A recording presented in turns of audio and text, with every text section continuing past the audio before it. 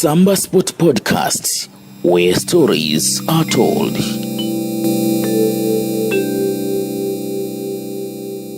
Welcome to yet another exciting episode of the Samba Sport Podcast, where stories are told. Today, my guest is a very inspirational young man who happens to be a fellow at the Fazil Chinoy Fellowship. He will tell us more about the fellowship and also the impact it has had in his community and in his life. Welcome. It's an honor. Thank you so much. My name is Amani Nuri, and like you have mentioned, I'm a fellow at the Fazil Chinoy Fellowship, and I'd say I'm lucky because I'm one of the pioneer fellows of this fellowship. Yes. Thank you for hosting me. Welcome. Tell us, who is Nuri? Who is Amani Nuri? Well, Amani Nuri, like I always love to refer myself as Nuri. I regard myself, as the name suggests, Amani for peace and Nuri for light. So in as much as I'm working in my community, I regard myself as, a peace agent and also the light that illuminates on other people. Amani Nuri is one gentleman who is a diplomat, a journalist, and also an educationalist. I love my community and the people that I've grown seeing on a daily basis. Yes. So basically, Amani Nuri is one individual who has so much love for his community. He wants to see his people progress, whether it is in education, health, environment, all these aspects. It feels like he wants to be that individual who wants to be an agent of change for his people. In Amani Nuri's shoes, What has been your personal dream? This goes way back in, I think when I was in high school. My dream was to become a journalist. And I think my biggest inspiration was from the likes of John Allen Namu of KTN and also Muhammad Ali. I think the kind of stories that they were telling to the world about Kenya and the issues that were happening in this country, I felt like I'm that individual who wanted to expose and tell stories about my community in a different way. And that is why I said I want to become a journalist so that I'm able to do this. So that has been my dream for a long time. Tell stories, but not only tell stories, but tell stories of impact and help other people live a life that is worthy to be said that is life, and also people enjoy their life. Thank you. You've mentioned a few things to do with societal development and what have you. How has that been like for your personal growth, growing up? We face different issues. How has that been for you? I'd say I was lucky that when I joined high school, I won a scholarship to study abroad for a year. And this exchange program called Kennedy Lugar Youth Exchange Study Program, I think that was like the genesis of Nuri. And that's when I started developing ideas and also ideologies, philosophies on the kind of person I want to become in life. So that I was helped by my host parents while I was in the US. Yes. And like any other individual, you want to go to the US and change your life, thinking of white collar jobs. But I had a different experience. I had a host dad who probably helped me understand that you're an African. I think in general he helped me identify myself. I had one acute and also critical self-identity, and I was like, okay, so I know myself right now. I'm an African, and as much as I'm an African, whatever I'm going to learn here, whatever I'm going to study, whatever I'm going to carry with me, I need to take it home to my people. And I think that has been my biggest inspiration, because I had people to say, Nuri, we see something in you and we feel like you can be the leader that people want to have. And I said, if I'm going to be a leader, then I'm going to be a leader for my community, helping them in one or another. Thank you. Amani has had the opportunity to explore the field of education inside the country, Kenya, and also in the US. There are some of the societal issues that affect you as a person and your community. What are some of the things that affect this generation in Kenya and also the world as a whole? So need them to be addressed, kind of. There are a lot of things, Yes. but for me, because of this fellowship, I'll primarily focus on one thing. Yes. And I think that is something that I'm really passionate about, Yes. and that is education. I'm a firm believer of that individuals need to have a quality education. And if we are to have quality education, then probably it has to be fair and equal to all. So in our country, some counties are marginalized, especially our coastal counties, the likes of Kwale and many. I'm from Kwale. So while studying abroad, I thought I was lucky to have the privilege to have an understanding of how the world is revolving around, developing my language skills and all that. But coming home, you ask yourself, what about those individuals who do not have the kind of opportunities that you have? Who is going to help them? And mind you, these are individuals who have way worse situation Yes. than you. And you think yourself, yes, I'm in a bad situation. But what about someone who is in a worse situation than you are in? Yeah. And I told myself, the biggest problem that we have here is in education. Students in Kwale County have been labeled so many names, that are lazy, they don't want to work hard and all that. But for me, I decided to ask myself, what is the problem? And the problem is that most of the students are lacking confidence, are lacking the language skills to probably understand what we are doing, and they're lacking motivation. And I told myself, I need to work on something that probably help my people. Yeah. And the sector of education, I said, you know, if I'm to change things, then probably start with the language. Yeah. Because there's something that I prefer to call it a language barrier. If someone is speaking in Chinese and you haven't spoken to them in Chinese, you don't know any Chinese, it's very hard to communicate with them. Very true. And that is the same situation that students have in Kwale County. They're unable to communicate Yeah. with themselves, with the books, and the teachers. So that break that we have in communication, it is transformed, and later on, even when they're answering examinations, they don't understand what is asked of them. So you don't expect them to answer. There's a Swahili saying that it says that if you do not know where you're going, you can never get lost. So basically, they don't know what they're doing. So basically, you can't blame them for what they have done. Because if someone is making a mistake knowing that this is a mistake, then they probably be blamed. But now we can't blame them. What we can do is help them. And in helping them, that is why I came up with this initiative called Intellectual Literacy and Leadership Program. And basically, the program is to improve their literacy skills, but not only improving the literacy skill, but what do you do? Yes, I'm reading and I understand how to read and write, but what do you do with that? Do you understand what you're reading and writing? Can you use that to enhance your lives in one or another? And that is why the idea of Intellectual Literacy and Leadership Program came about, just to address the issue of education for our underprivileged students in Kwale County. Interesting, interesting. Amani Nuri is an icon in his community. Many would say you are the Aristotle of this era, this generation. But many of us would want to know, what was your breakthrough through all this journey of the Fazil Chinoy Fellowship and Nuri as a person? To be honest, as a social entrepreneur, it's always hard to have people investing in you. And social impact investors are very few. Yeah. And as they go by, I think the margin keep on decreasing and decreasing and decreasing. But with what I had, the vision that I had, I used to volunteer in schools, you know, move around, Katiwi, Waboys, and Kingode girls. Just go about and interact with students, helping them develop and enhance their language skills. But when the opportunity came and that we have Fazil Chinoy Fellowship ready to invest in my time so that I can help the students, I said, this is my breakthrough.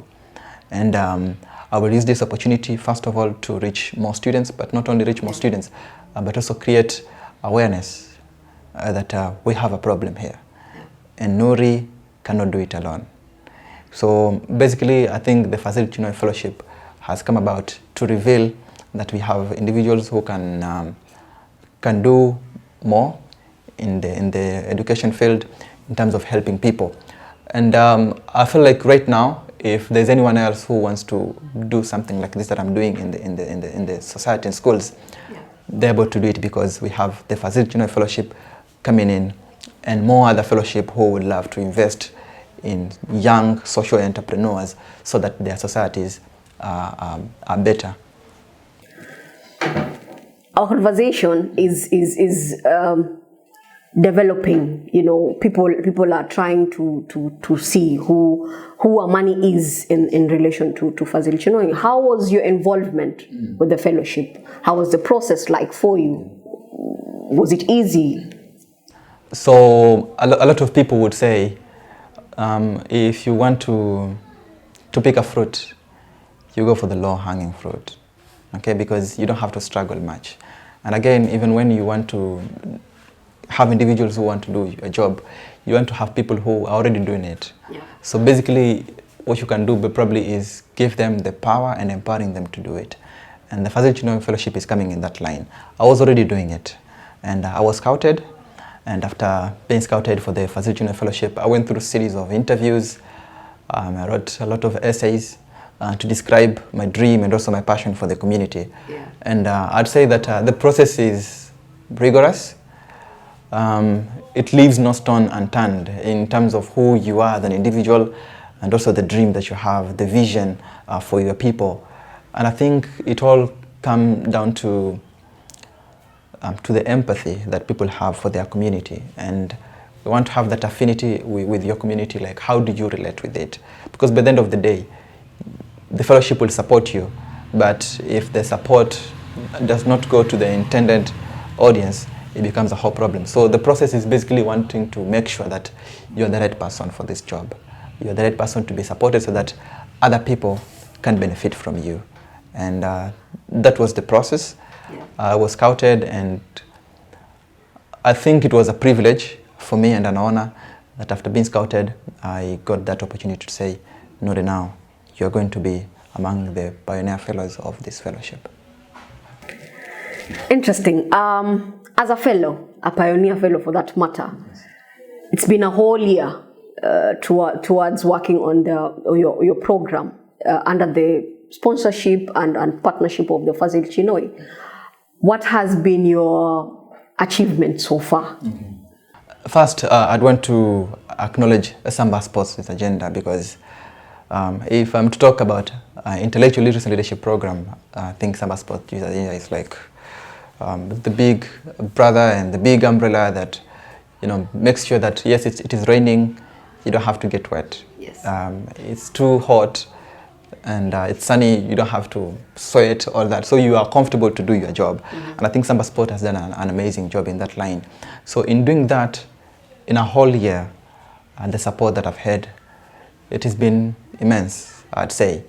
I have developed personally and also professionally, because in terms of programming, I had a whole idea of how programs are done. But again, sometimes when you're in the field, you meet several things that are, I'd say it's a reality check. You get to understand, okay, this is how things are happening in the field. So after 1 year of the Fazil Chinoy Fellowship, I'd say there have been great achievements. Yes. And the biggest that I'd say is the language development. Students have embraced English. We have inspired language policies in the school so that even the teachers are having policies in place to make sure that students are embracing the language. And not only that, there's been a raise of confidence among the students, because most of them don't appreciate the fact that they have the right, and everyone has a valid desire to be heard. So I think with our activities, we have given them that you know, they can be heard, and that has given them the opportunity as well to say, I'm confident enough to express my feelings. So that confidence, and also being able to stand up and express the ideas in a debate in English. And when we started in the first 2 months, it was different, you know, stumbling and shy, not be able to look at people. But now seeing them in a stage of over 200 people speak the ideas and also dissecting issues, for me, I think that has been the greatest joy. But not only that, I think improvement in the academics. You speak to the teachers, they tell you, the students who are involved in these activities, we've seen rapid and sometimes a gradual improvement in the academics because they feel like I have a responsibility in my life, and that is what this program has given them, a responsibility to change their lives. And not only that, but them seeing themselves as agents of change to their communities. So people are I feel like they're leaders. Yeah. And if I'm to speak of leadership, one of the schools that we are working in, Manambeyu Girls, yes. This is an all-girls school. And as an all-girls school, right now they're transitioning because they're moving on to another academic year. Yeah. As we're winding up. So basically it means we had a student council, there's a student leadership. And it happens that 90% of the incoming student leadership are students who are involved in the intellectual literacy and leadership program. So you ask yourself, yes. So you ask yourself, it is more that we are giving to them. So in terms of building the leadership skills, and now they feel like I have a responsibility, I can take that role and say, I want to be a leader. That courage and confidence, yes. And a self-awareness that I can lead people. Let me go ahead and do it. And we are not talking of any other individual. Remember, these are young ladies who are coming in with a lot of disparity. People have lost hope. So this program has also given them hope and a sense of belonging, that at least they belong somewhere, a community that loves them. And I think I'd say that has been the biggest achievement so far. As we celebrate the milestones and the achievements you've had at the Fazil Chinoy Fellowship, you are incoming second year. What are your expectations? What do you expect from it, as an individual and also the people you serve? Serving for the first year, I think the bar is set so high. Yes. So that means if I was working, I have to double the effort. That is one. And number two, we're talking about expansion. Mm-hmm. That means we reach to more schools. And that means building the capacity of individuals who are going to do the kind of job that I'm doing. So for me, in the second year, number one is to see more people, to see more Nuris doing this job. And that is my dream, that even after the second year, we're able to have individuals who say, I'm empowered enough to do this kind of job. And other than that is also to consolidate on what we have been doing. It's a year that we did. So basically, there are a lot of lessons learned in terms of where do we improve, where do we do better, and what do we not do as well. So those are some of the things now. Consolidate all of that, put it in a package, and make sure that where the students are at this level, they're able to advance to another level. And the other bit, I think the second year we're going to have more projects with the students, because our approach is more of a project-based learning for the intellectual literacy and leadership program. So we expect that the students, as much as we're giving them, we are giving them teachings and lessons on how to be good leaders, building the language skills and all that. We have projects that we want to do with them. And the first project that we are going to do is on a school yearbook. And we expect the students to tell their stories. Most of the students have stories that they want to tell, very inspirational stories that could change lives, not only their lives, but also the lives of other students and people who have lost hope in the community. So I feel like this is an opportunity for them to be heard through the yearbook. Other than that, we're going to stage more debates, and I think involving more schools as well, so that even students feel like, we are able to talk about issues that are affecting our community. And not only that, the other I'd say is seeing an improvement in the academics. Yes. I have a goal that I've set for them. In the last examinations, we had because we are serving a total of 65 students in a school. And it happens that about 55% of the individuals that we're having in the club are top 5 in their classrooms. And a challenge to them, yes, that come next year, I want everyone in this club to be top 5 in their class. So you can imagine if you're having top 5 in their class, and probably in a school you have about 15 yes, streams. So if we're talking of 5 individuals being top 5, that means that not only are we impacting in academics, but also in the development as students. That is the goal that we have for next year that we are coming in. And not only that, but also building their values, because there's something we never get the opportunity to do on value-based education. And I think for me, this is something that we really need to work on it, build their values, and they understand themselves even better, because what they're doing is not enough. We can do more. And other than that, I think is rallying for more support so that we can reach to more schools. Like I said, we are creating more Nuris, so that means even more schools will be reached through the other Nuris that we are going to create. So again, it's also to see if we could get more support other than the Fazil Chinoy Fellowship, so that we are helping more students. Interesting expectations you have for the second year. What really triggered me was the yearbooks. And since the students will be telling their stories in relation to what the Fazil Chinoy Fellowship and the program has done to their lives, should we expect that Amani Nuri would also tell a story on what Fazil Chinoy and the programs attached to the students has done for him in his life, I think if you speak about Amani Nuri over the last 1 year, you can't remove Fazil Chinoy Fellowship out of the equation. And it's that element in that equation that you just can't afford to say, let's leave it for a bit. The Fazil Chinoy Fellowship has had huge impact in my life, and not only helping me understand that the value of humanity is beyond explanation, and also having people who say, I'm willing to give whatever I have in charity to help other people.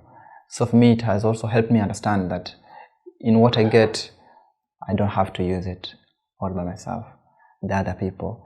And for me, I think it's a value that I've also picked, charity, helping other people, where I can. And speaking of also how it has changed me as an individual, is how I relate with other people.